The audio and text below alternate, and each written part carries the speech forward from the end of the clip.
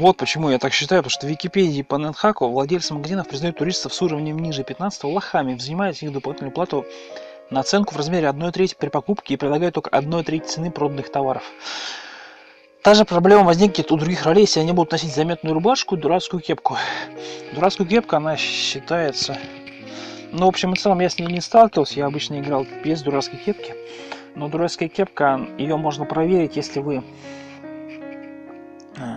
Получается... Ну, она по полярности, она всегда проклятая в большинстве случаев, дурацкая кепка. И ваши статы всегда будут, ну, это получается интеллект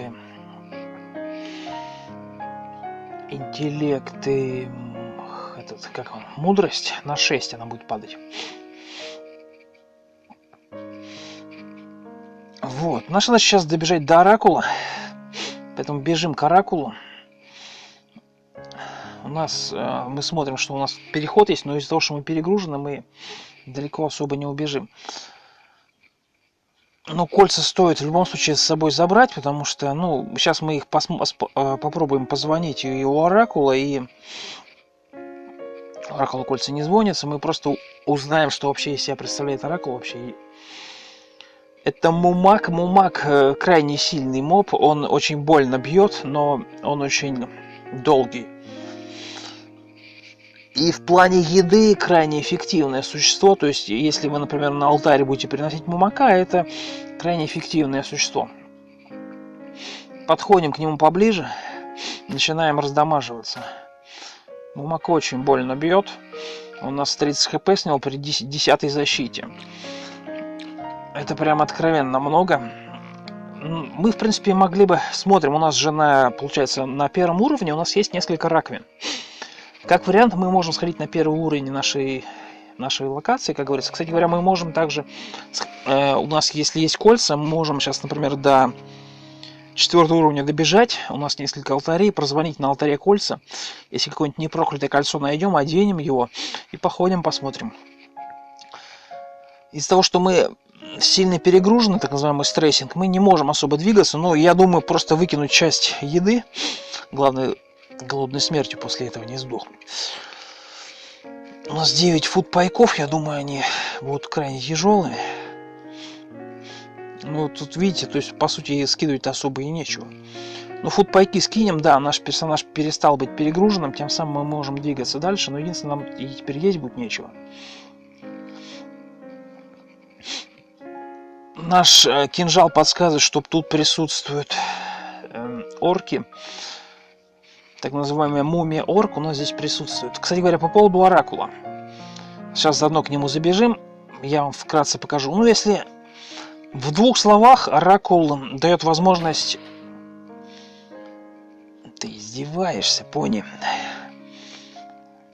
Это Рокмол. Рокмол — это каменный моб, который ломает вам ландшафт местности. И поэтому... его желательно уничтожать как можно быстрее, чтобы он вам всю местность не сломал. Это желе, блю-желе, но в общем и целом рекомендуется его тушить дистанционно, чтобы оно к вам не подползало. Через команду в квикере, команду F. Собственно, мы его убили, забираем даггеры. Также мы видим то, что тут присутствует летающая мышь, но она для нас нейтральна. Берем монеты. Что касаемо цен, открываем Оракула. У нас, я где-то его тут добавлял, сейчас я момент найду этот момент. По поводу Оракула. Оракул. Просто достаточно много. Вот. Оракул, собственно, он может что? Он дает вам дополнительную информацию. И также он вам может дать немножко опыта. Опыт зависит от вашего уровня. То есть, чем больше ваш уровень, тем, соответственно, больше ваш опыт.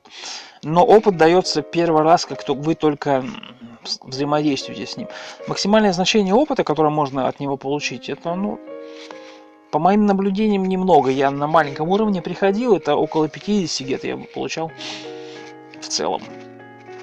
Не больше. То есть это Вот, например, у нас количество опыта в данный момент там 8000, то есть но он может дать знания.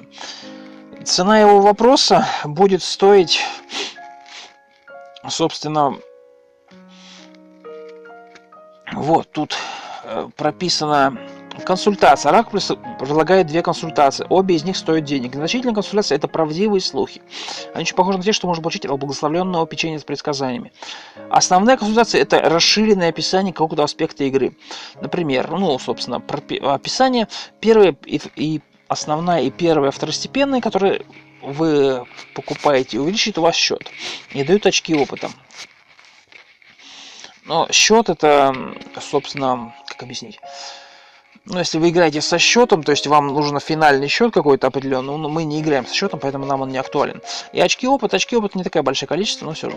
Покупка консультации того типа, который вы уже купили, не дает ни опыта, ни очков. Собственно, если мы первый раз купили и то, и другое, то нам больше в последующий раз не дадут.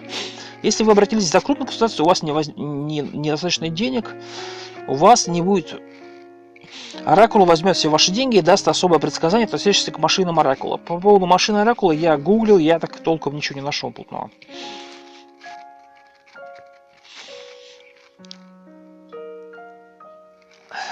Поэтому сложно сказать. В принципе, что касаемо слухов, которые может предоставить Оракул, вот, собственно, прописана английская версия их. Собственно, не слухи, а правдивые консультации, которые может предоставить Оракул.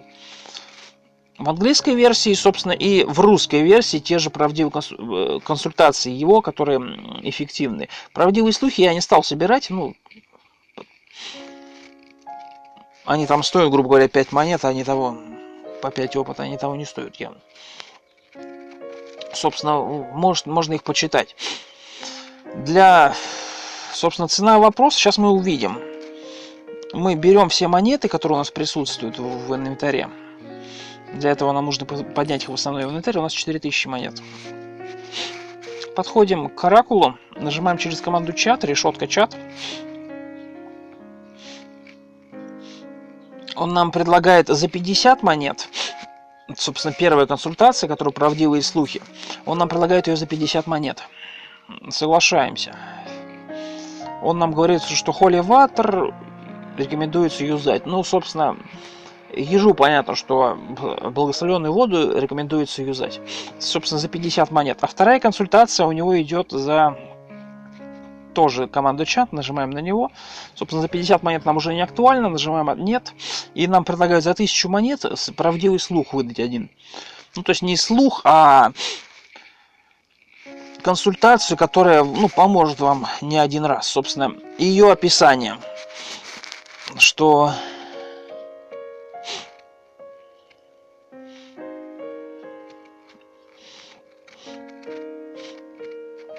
я не силен в английской версии, поэтому сейчас я найду эту консультацию вместе с вами на этом и переведем. Сейчас я только примерно ее запомню, как она выглядит.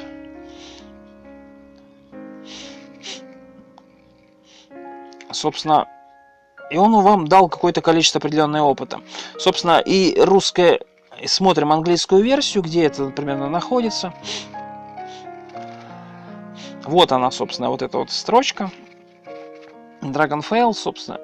1, 2, 3, 4, 5. Собственно, 5-я строчка.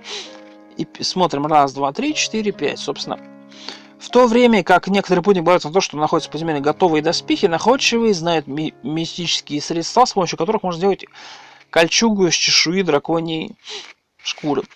В общем и целом, он также нам дал некоторое количество опыта, я не обратил внимания. Если в целом, то там около 50, то есть там не так много, и 5 за первый. Если вы будете более внимательны, чем я, то вы увидите это. Либо если перемотаете хотя бы на минут 5 назад. Вот.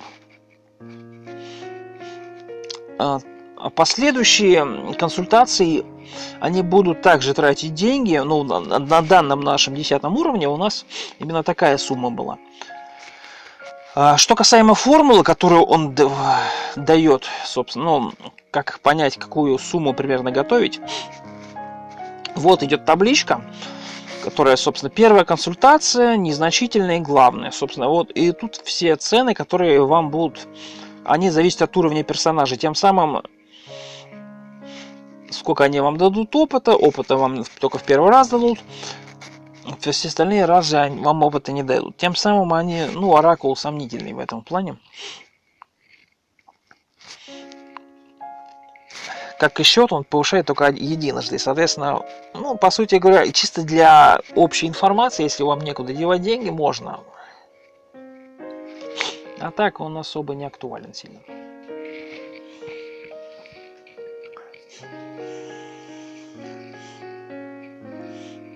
Ладно, продвигаемся дальше. Собственно, наша задача сейчас добежать до... Нас блиднули. Замечательно. Нам дал кто-то слепоту. Я, правда, не понял, кто это был. Это был желтый свет. Вот опять же, желтый свет нам очередной раз дал слепоту. Мы включаем урок единорога. Нам написал, что ничего не произошло, но это он нас обманывает. И мы сняли, собственно, слепоту. Двигаемся в сторону первого этажа. Почему именно первого? Потому что на первом этаже у нас находятся раковины. Синк, так называемые. Но, опять же, они нам не актуальны, потому что... Хотя да, они нам, по сути, не актуальны, потому что нужно дублирующее кольцо. Мы можем узнать примерно описание кольца, но мы тогда не сможем его юзать. Почему? Потому что нам нужно два одинаковых кольца. То есть, например, у нас есть...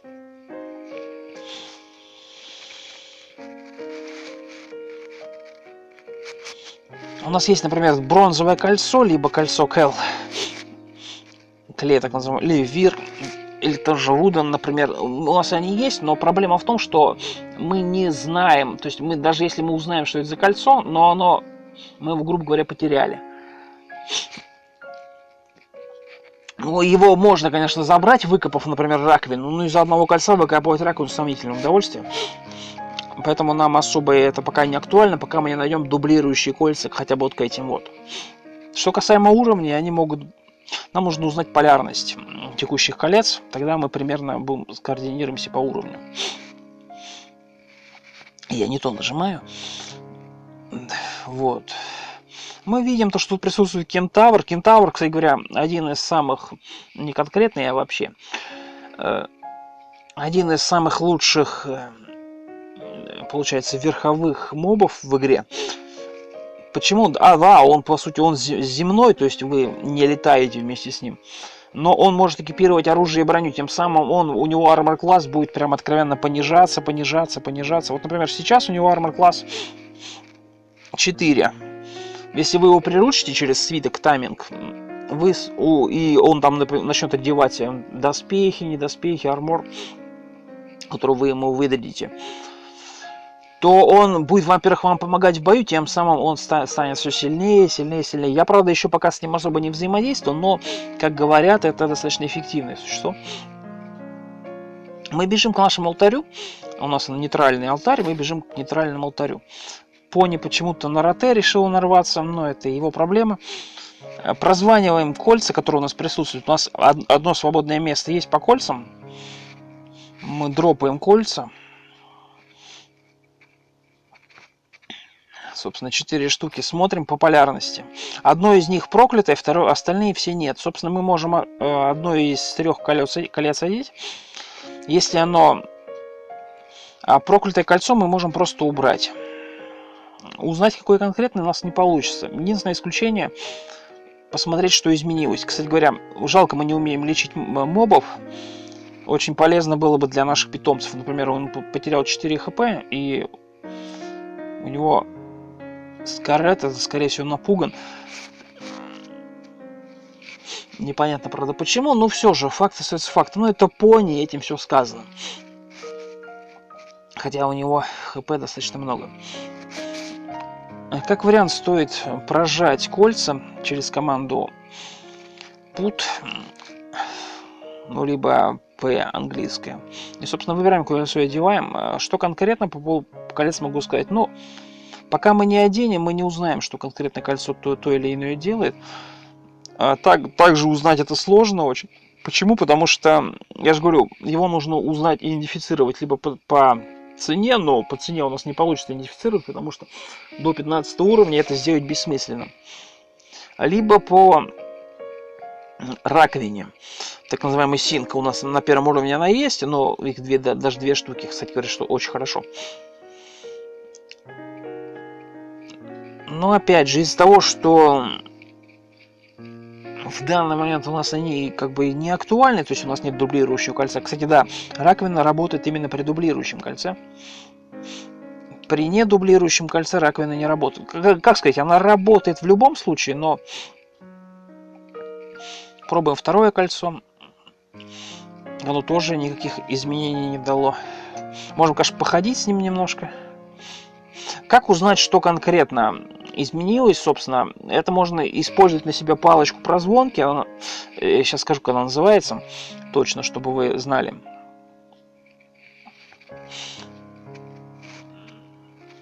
Так, палочка называется... Палочка.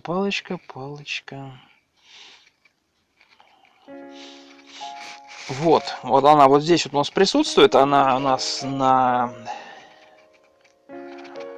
Вот она на втором уровне. Она называется Enligment.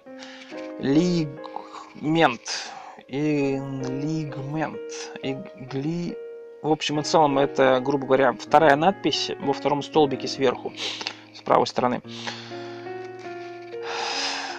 В общем и целом, если говорить по-русски, то это палочка прозвонки. То есть она вам прозванивает то, что у вас в данный момент есть резисты, не резисты, статы, не статы. В общем и целом, крайне понятно. Также присутствует potion такого же. Он, получается, находится на 5 уровне, который за 100 монет, и при продаже 75. Собственно, но опять же, мы в данный момент этого не знаем, поэтому мы точно угадать ничего не можем. Мы при одевании колец нам ничего не написали, соответственно, мы ничего не можем даже примерно представить, что текущие кольца из себя представляют. Поэтому для нас текущие кольца бесполезны. Мы, в принципе, можем одно из них ходить, какое нам больше всего понравилось. Но опять же, кольца раскрываются позже, то есть когда вы их уже поносите какой-то промежуток времени. Например, одно кольцо поносили, второе поносили, третье поносили. Если какой-то эффект у него появился, то вы, скорее всего, увидите то, что... Ну, я бы, наверное, лучше третье кольцо носил бы, потому что третье кольцо более эффективно. Почему я так думаю? Потому что мы открываем ринг, так называемые кольца идентификацию. Там есть Fire, есть Free Action, так называемая свобода действия, левитация, но это не левитация, регенерация, поиск, так называемое замедленное пищеварение и телепортация. Если это действительно третий уровень, то он нам прям крайне актуален будет, поэтому я буду носить именно третий уровень кольца, если есть выбор.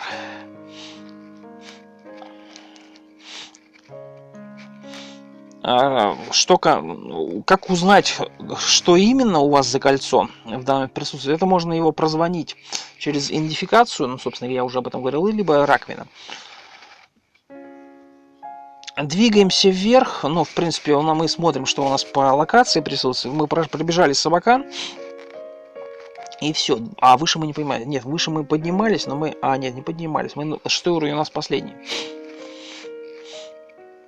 Собственно, бежим на 7 уровень, видим то, что пони на нас начало агрессировать. Тут два варианта развития событий. Либо пони голодные.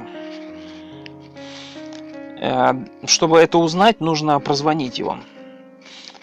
То есть мы видим, что пони не голодные, но нас почему-то атакуют. Либо не нас атакуют. Это роте. Ну, роте мы не знаем, сколько у него срок жизни, срок жизни трупа, испорченность. Чтобы это узнать, кстати говоря, нужно использовать...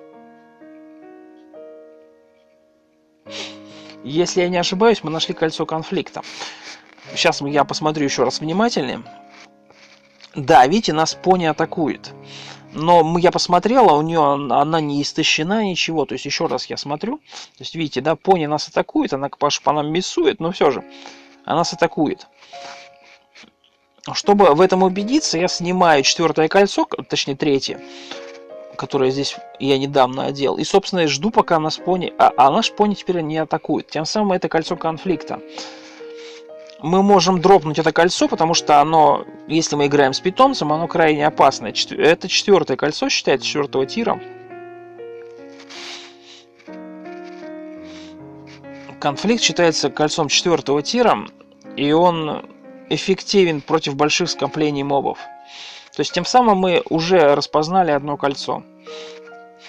Но оно нам не нужно, поэтому идем дальше. Конфликт, как я и говорил, он эффективен против толпы. Бесполезен. Ну, если вам нужно убить конкретного моба, чтобы его за вас другие убили, то вам просто вы одеваете конфликт и его и пробегаете где-нибудь в радиусе, и его убьют за вас. Вам даже ничего не делать не придется. Одеваем еще одно кольцо. Двигаемся дальше. Как узнать, что конкретно кольцо пока делать не ясно, потому что нам не дали никакого описания на них. Но проблема в том, что у нас алтарь только на, получается, на 4-м, да, или нет? Да, на 4-м уровне у нас много алтарей.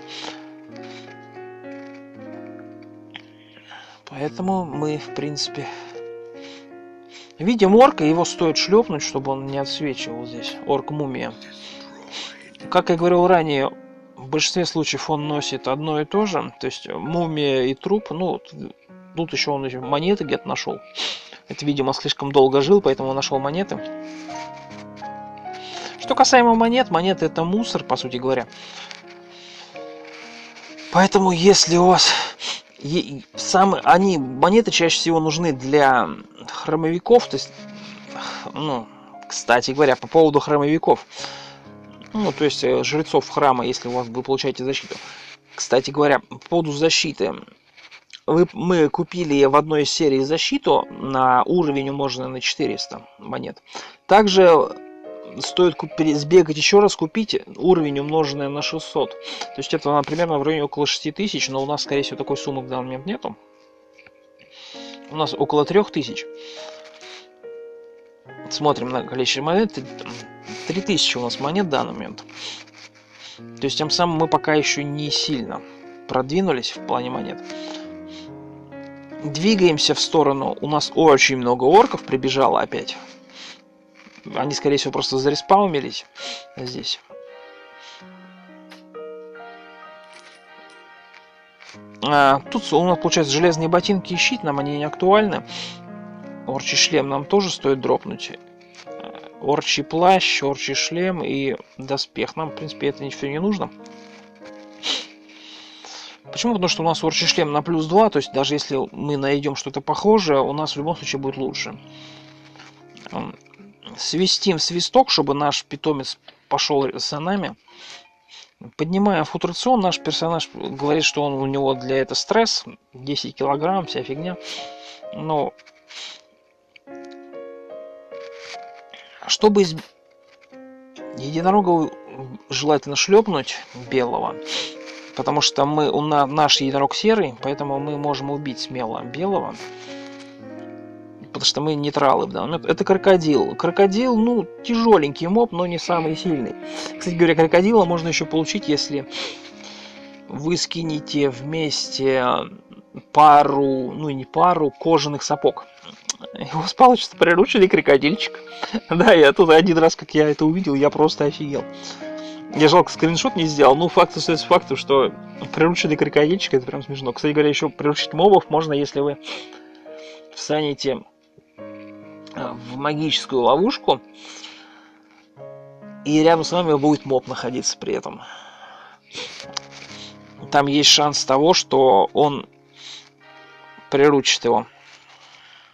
На самом деле, когда у вас есть сообщение о еде, то есть нет смысла продолжать есть, потому что вы, скорее всего, просто погибнете. Ваш персонаж, так называемый...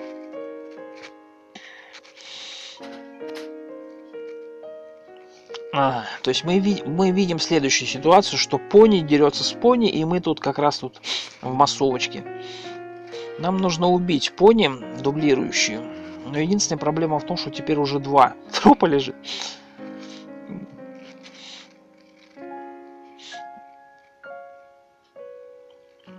Бежим вверх. Наша задача добежать до 7-го уровня, хотя бы посмотреть, что он из себя представляет в целом.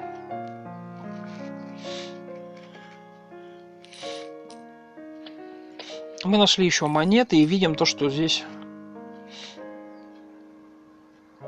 надпись какая-то. В большинстве случаев текущая надпись, ну, любая надпись, которая перед дверью обычно стоит на полу, она не просто так. Большинство случаев надписи вас предупреждают о чем-то. Да, вы их не смогли разобрать, но факт остается фактом. Мы нарисовали... Тенгу нарисовался. Тенгу, он благочестивый, поэтому нам придется его в любом случае убить.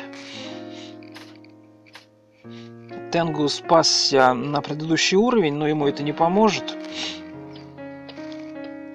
Наш кинжал, получается, опознал орков на текущем уровне. Тем самым мы видим то, что на текущем уровне присутствует орк-шаман, вроде его зовут. Да, орк-шаман. Получается, нам в ту дверь, в верхнюю, не стоит выходить, потому что там что-то может быть крайне для нас неблагоприятное. Тем самым у нас перегрузка, но я, честно говоря, удивлен, почему вот сейчас вот вроде перегрузка закончилась. Что касаемо дверей, двери лучше держать закрытыми, если они вам не нужны. Почему? Потому что большинство мобов не умеют открывать двери, ну, у тех, у кого нет рук. Тем самым большинство мобов к вам просто не заползут. Например, четвероногие какие-нибудь или кони. Если есть закрытая дверь,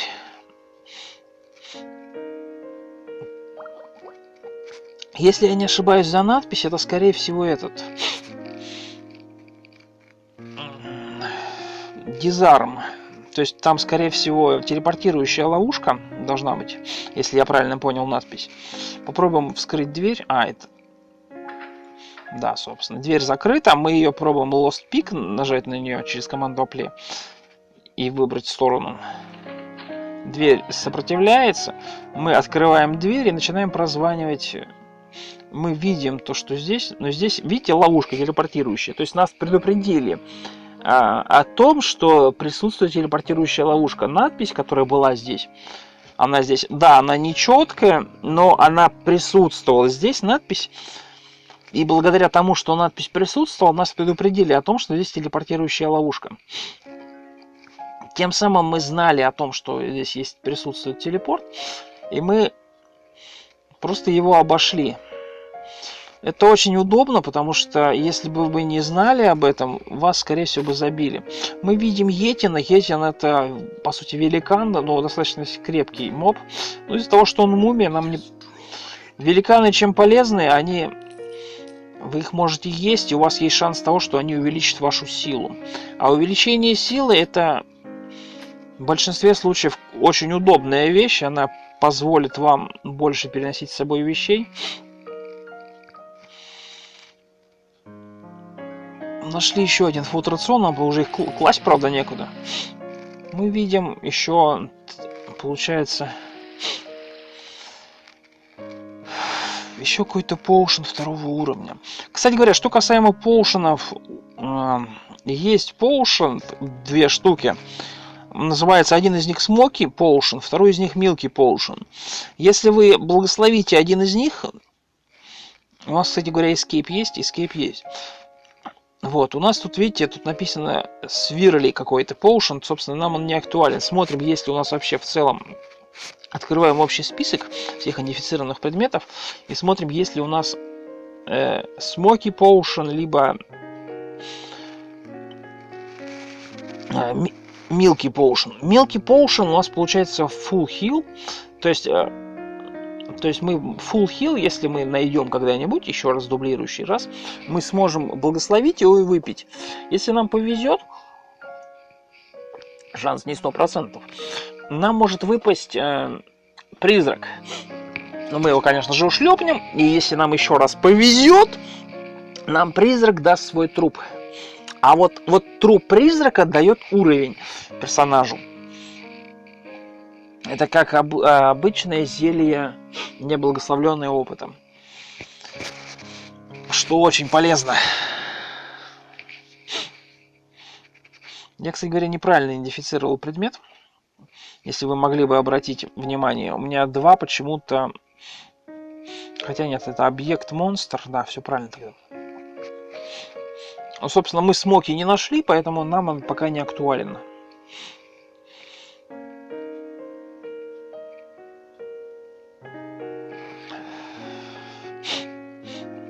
По поводу желаний. Ну, мы пока ни одно из них не загадали, потому что мы ничего толком не нашли. Но желание желательно загадывать все-таки. Если у вас, конечно, не безжеланное поведение. 8 монет стоит убрать. Да, под стрессом ходить, конечно, сомнительное решение. Ну а куда деваться? Не оставаться же без еды. Мы видим желтую плесень, но конь ее убрал.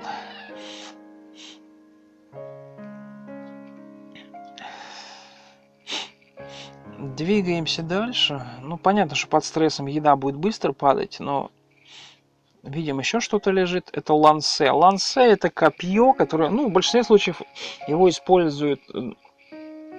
В общем и целом, оно считается лучшим, если у вас прокачан навык и вообще он доступен. Но все-таки эффективнее использовать другой тип дальних атак, такой как любое древковое оружие. Но опять же, тут прям все древковое оружие прописано. То есть нам бы вообще эффективнее, наверное, было бы использовать рог единорога, но, насколько я знаю, он, скорее всего, двуручный. Сейчас посмотрим. Как вариант, попробовать побить рогом единорога. Нажимаем В, обменяем руку сначала. Нажимаем В, пробуем рог единорога, и нам говорят, что у нас щит. Да, рог единорога двуручный. То есть, как вариант, можно использовать рог единорога за место оружия. Он будет идти как копье, и, по крайней мере, у нас будет качаться оружие, тем самым помимо даггера, который у нас и так эксперт, ему уже расти некуда.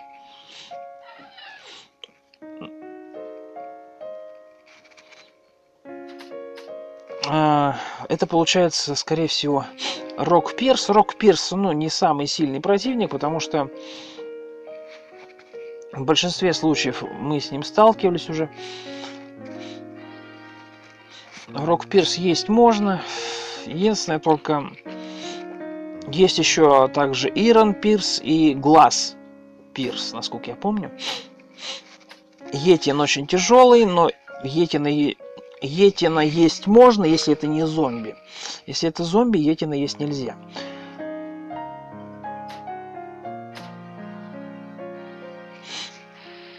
Мы нашли еще один поушен 3-го уровня, по крайней мере мы написали. Так, не знаю, насколько правда, неправда это. Видим труп роте, стоит его съесть. Нам, правда, не дают этого сделать. Покушали трупик. Покушали еще один трупик. Йетина, как и говорил ранее, мы не едим, потому что, собственно, мы перекусили. Наш персонаж теперь сытый.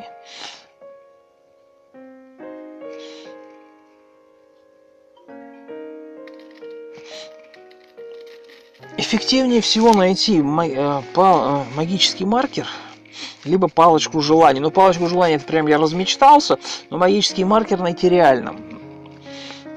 И его иногда мобы дропают, особенно если вы на высоком уровне находитесь, где-нибудь гуляете.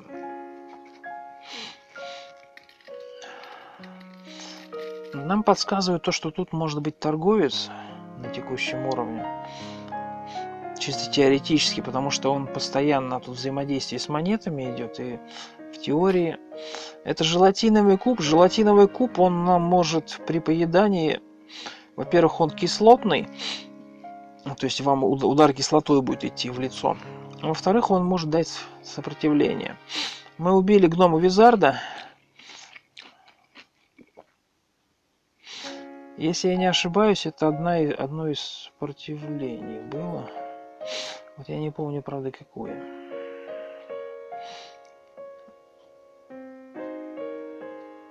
Блин. Ваш ХП...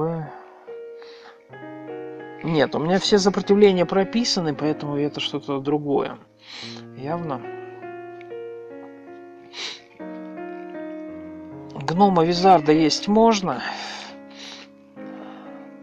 Единственное, только он тут... тут труп Йетина. Ну, понятно, труп Йетина, как говорил ранее, есть нельзя. У нас плохо, что поиска нету. Из-за этого мы очень долго ищем. Из-за того, что у нас одеты кольца и амулеты, у нас еда тратится быстрее. Тем самым мы чуть...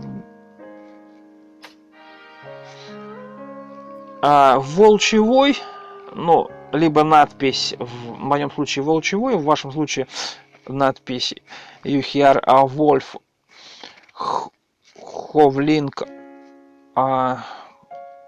Теамун, собственно, волк, ну, воет на луну. В общем и целом, это оборотень присутствует на уровне. Тем самым, если вы это видите, надпись, готовьтесь драться с оборотнем.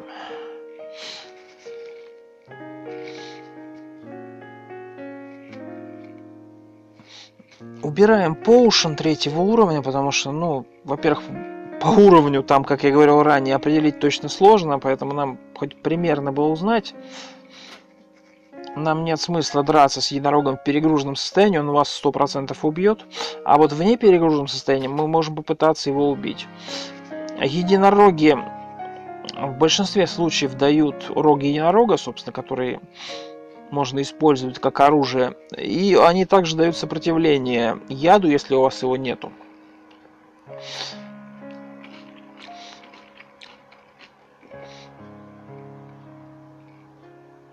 Нам сказали о том, что наш пони наступил неохотно на проклятую сумку немагическую с 34 предметами. Это говорит о том, что все питомцы не любят наступать на проклятые предметы, и они вам это подскажут, если вы будете внимательнее читать это. Рог единорога можно заполиморфить, ну, как она называется, полипаить.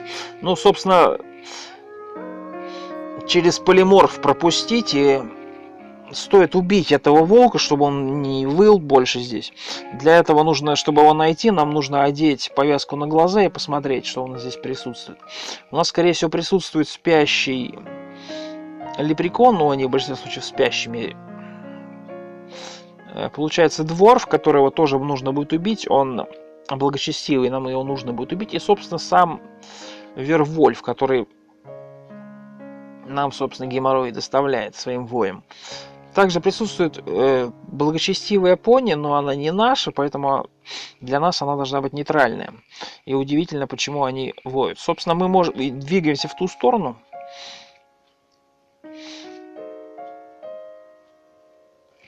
Мы видим большое количество зомби с левой стороны. Зомби-орков, причем именно.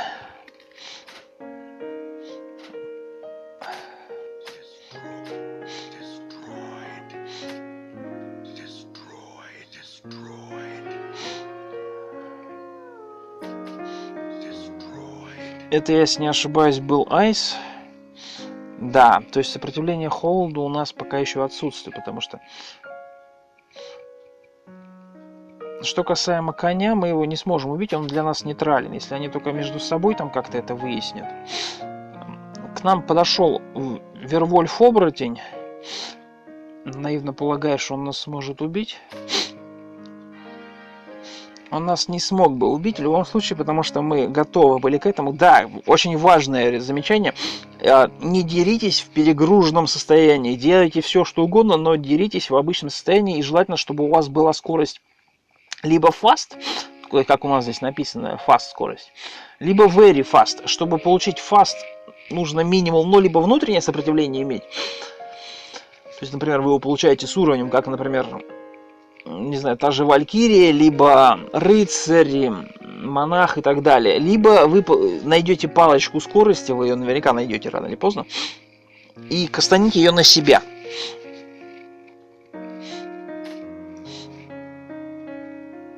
Смотрим наша пони, что из себя представляет по ХП. Но лечить мы ее не умеем пока еще. Ну, по ХП она особо не просила.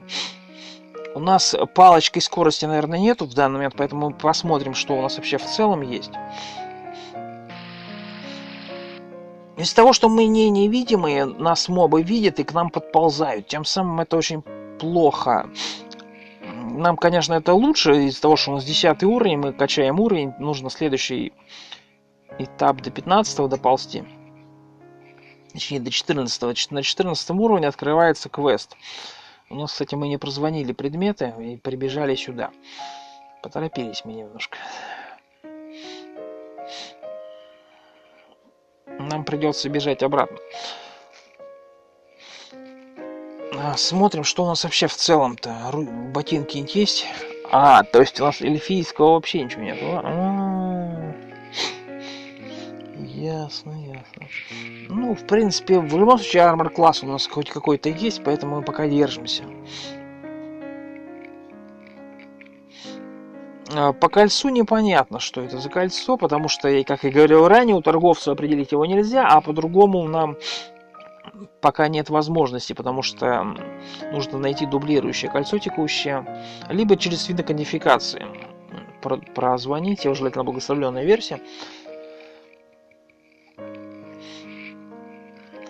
Вот, поэтому, как вариант, можно добежать до 10 уровня, потому что мы 10 уровень персонажа имеем, мы, в принципе, можем смело добежать до 10 уровня. Еще раз посмотрим через повязку на глаза. Тут нарисовалась нимфа, как вы видите, но нимфы в большинстве случаев они должны быть спящие. Смотрим, один шаг пропустили, да, нимфа спящая. То есть мы ее не будем будить. Видим то, что тут еще нарисовался один солдат и вампир Бат. Собственно, торговца здесь нету, хотя тут вроде как должно было быть, но здесь его нету. По крайней мере, нас звуки обманули. Снимаем повязку на глаза и идем бить солдата. Но вампир Бат нам по понятным причинам... погодите, вампир Бат нам нужно убить, потому что он для нас агрессивен. Это вампирское отродье, которое можно есть, но, опять же, он с ланце прибежал сюда. Но единственное, он дает сопротивление к яду. Если у вас нет, то вам будет очень тяжко его убить. У солдата... собственно, копье, но копье не сильно актуальны, перчатки, что хотелось бы прозвонить. Поэтому возьмем с собой еще какие-то ботинки, что ли, Валкин. Валкин ботинки — это хорошие ботинки. Если я не ошибаюсь, это ботинки хождения по воде. Но, опять же, чтобы точно узнать, нужно прозвонить у торговца, либо идентифицировать по-другому. Для этого нам нужно их убрать в сумку. Почему я хочу посмотреть перчатки? Потому что у нас перчатки нолик. То есть у нас, видите, то есть Light Grovers у нас 0. Они не прокляты, но у нас они нулевые. Возможно, нам повезет, и мы хоть +1 найдем перчаточкой. Пока у нас нет возможности грейдить их по-другому, нам стоит их именно находить. Когда мы их уже загрейдим, тогда...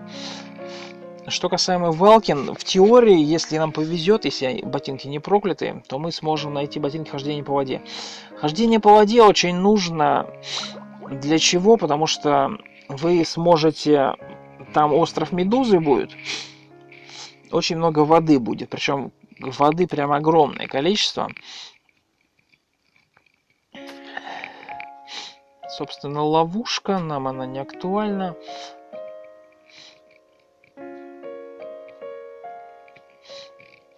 Кстати говоря, нас оповестили о том, что тут орк присутствует на уровне. Что-то слишком близко. Стоп. Мы не забрали доспех. Не доспех, а нашу сумочку. Это косяк. А знаете, почему мы ее не забрали? Потому что это несчастное животное под названием пони у нас ее перенесла. Из-за этого мы ее и не забрали. Так бы мы ее смело забрали, и мы бы даже не думали об этом. А из-за того, что наша пони ее двигать умеет, хотя, по идее, она не должна ее уметь двигать. Орка мы убили, он нам дал 5 монет. Тут орка есть, получается... Книфер — это ножик вроде, скимитар, ну, оружие, шлем, щит и, собственно, трупик. Орков есть можно, мордовских. Они, может, не особо вкусные, но все же их есть можно. К нам кто-то ползет, но нам не дают упорно съесть. Это была нефть, так называемый тритон. Нам он не актуален. И, собственно, он принес нам глаз, так называемое стекло. Но стекло нам не актуально, потому что, ну, смысл нам от стекла, что нам с ним будем делать? Собственно, мы нашли Clear Potion. Clear Potion чем хорош? Он помогает, и, во-первых, его можно благословить, как и проклясть, если нет необходимо. Тем самым вы сможете взаимодействовать. Кстати говоря, по поводу торговец, присутствует ли он вообще на уровне? Смотрим общую картину, не видим торговца здесь вообще, от слова совсем. Тем самым мы уже знаем, что торговца здесь нету. То есть общие сведения у нас какие-то имеются по торговцу, поэтому видим, что здесь присутствует фонтан, но он нам особо не актуален. Это полевое облако нас пыталось на нас напасть. Опять же, видите, какой маленький уровень. Это, кстати говоря, горгулья, насколько я знаю. Да, горгулья. С горгульей лучше драться без отяжеления. Вообще со всеми лучше драться без отяжеления. Не только без горгулей. Наш персонаж немножко проголодался, но это не критично. Гекко мы в любом случае бы сдули. Также видим, получается, красную плесень. Буковка F рядом с нами, с левой стороны стоит. Это Red Mole, так называемая. Также присутствует орк. Ну, орка, скорее всего, конь наш сбрил уже. А красную плесень мы могли бы сами сбрить, но нам не выдали за нее ничего ровным счетом. Мы фуд-рацион едим. И двигаемся дальше. Двигаемся, двигаемся, двигаемся. Скорее всего, дорога закольцуется, да, что это, собственно, было ожидаемо. Единственное, внизу, возможно, есть что-то. Чтобы это проверить точно, можно покопать через кирку, либо просто подождать, пока кто-нибудь из мобов там появится. Для этого нужно просто побыть на текущем уровне какое-то время. Наш конь погиб. Без еды. Я почему не люблю коней? Ну, потому что они травоядные, заразы. А самое странное, что он меня не стал даже атаковать. Я бы это понял, если бы он меня стал атаковать. Ну, мы потеряли коня. Нарисовалась роте. Роте — это так называемый бычок. Мы получили 11 уровень.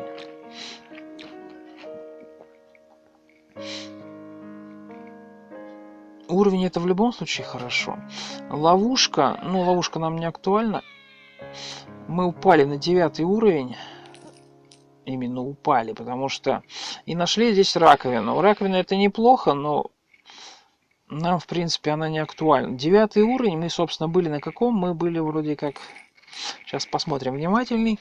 8 уровне мы были. Сейчас мы прыгнули на 9. То есть мы упали, грубо говоря, на 9, как раз, собственно, на той, на которой хотели. На которой нам и нужно. Еще одна раковина, кстати говоря, мы нашли. Смотрим наличие вообще живых существ здесь. Для этого надеваем повязку на глаза. Торговца здесь нету, то есть мы бы его сразу увидели. Видели там буковку S красную. Это у нас получается скорпион. Крайне опасное существо, очень сильно ядовитое.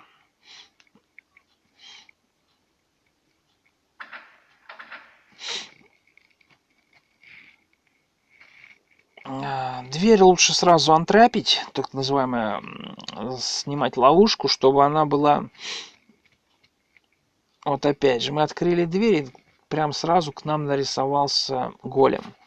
Это золотой голем, он дает вам золото, когда вы его шлепнете. Количество монет может варьироваться от уровня. Ну, золото лишним не бывает, но единственная проблема в том, что золото тоже имеет свой вес. То есть, тем самым, чем больше у вас золота, тем тяжелее вам ползать. Собственно, мы увидели красная буковку А. Это очень плохо. Почему плохо? Потому что это огненный как его зовут? Огненный муравей. Fire Ant. Он очень больно бьет. Особенно если у вас нет защиты от огня. У вас он может... вас весь инвентарь просто как минимум прожечь. Как максимум ваши все колбочки, поушены и так далее просто будут лопаться. Мы видим роте, которая не спит почему-то. Оно нас начинает агрессировать. Ждем анта. Файранта мы убили. Файранта можно есть. Нам дали сопротивление огню. You fell, а момента решил. Проверяем, что это именно сопротивление огню.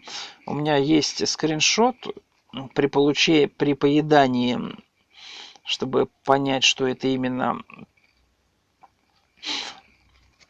сопротивление огню. Это у нас шок, утечка, свежеватель, пожиратель, сон, слип, резист, бурн. Вот, бурн. Бурн — это у нас огонь. И, собственно, вот он, сообщение в мессенджер, который, если вы немножко в английском понимаете, то вы прочитаете первой строчкой you fell, а момента решил. Собственно, вы получили, как говорится, защиту от огня при поедании какого-то либо существа. Это хорошее. Защиты все нужны в любом случае. Главное, не давайте с вас их снять. Мы нашли еще какой-то поушен, но его стоит в любом случае поднять. Я думаю, мы, наверное, на этом закончим. Сейчас я выберу поушен.